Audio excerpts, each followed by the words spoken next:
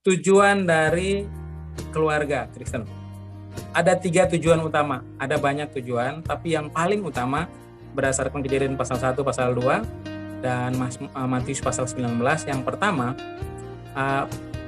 pernikahan atau keluarga Kristen yang pertama itu tujuannya adalah untuk prokreasi. Prokreasi itu untuk keturunan. Dalam Kejadian pasal 1 ayat 26 sampai 28, Tuhan bilang apa? Beranak cuculah dan bertambah banyak, penuhilah bumi dan puas taklukkanlah itu. Jadi tujuan pertama, salah satu tujuan dalam sebuah pernikahan, dalam sebuah keluarga yang dibangun secara Kristiani adalah keturunan. Bisa nggak ada keturunan? Ya bisa, banyak faktor bisa mempengaruhi. Sejarah di Alkitab juga mencatat banyak yang tidak punya keturunan. Banyak faktor, apalagi saudara yang kebidanan pasti tahu kan kenapa orang bisa tidak punya keturunan, faktor apa saja. Terus kalau ternyata tidak dapat keturunan, berarti tujuan pernikahan gagal. Tujuan pernikahan nggak gagal. Tetap tujuan pernikahan itu terjadi. Ini kan salah satu, bukan tujuan utama, ingat itu, salah satu tujuan. Karena di Katolik kita lihat ya, Romo-romo juga nggak nikah dan nggak punya keturunan, tapi mereka punya keturunan rohani yang banyak.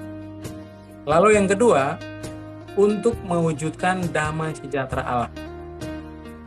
Jadi keluarga itu harus menjadi wadah di mana ketika diberkati maka harus menghadirkan damai sejahtera Tuhan.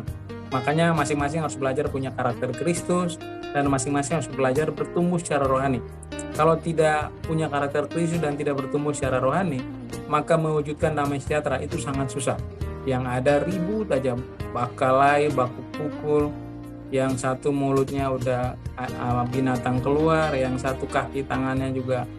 Aduh, kalau kita nggak punya karakter Kristus dan tidak bertumbuh secara rohani, yang ada rumah tangga itu hanya jadi ajang orang perang. Saudara harus ingat, ini saudara kebetulan masih muda. Waktu saudara ambil keputusan menikah, itu saudara mengambil keputusan untuk pilih surga apa neraka itu bersamaan. Kalau pilih neraka ya saudara ikut maunya saudara, pasangan saudara ikut maunya saudara, pas ketemu sudah maunya masing-masing, akhirnya ribut aja tiap hari. Tapi kalau kita pilih surga, ya kita belajar tundukkan diri di dalam karakter Kristus. Dia mau kayak gitu, saya harus ikut Tuhan mau apa. Kita tidak boleh ikut mau kita, tapi ikut apa yang Tuhan mau. Itu tujuan. Itu menjadi tujuan seumur hidup ya. Sepanjang pernikahan itu tujuan yang harus dicapai. Tidak berarti hanya bisa dicapai dalam 1-2 tahun, enggak. Seumur hidup belajar untuk menghadirkan damai sejahtera. Lalu yang ketiga itu tujuannya adalah untuk saling memberkati. Makanya ucapkan kata-kata yang selalu mendatangkan berkat. Yang saudara yang masih kuliah ini, doakan orang tua tiap hari. Orang tua kan selalu doain saudara.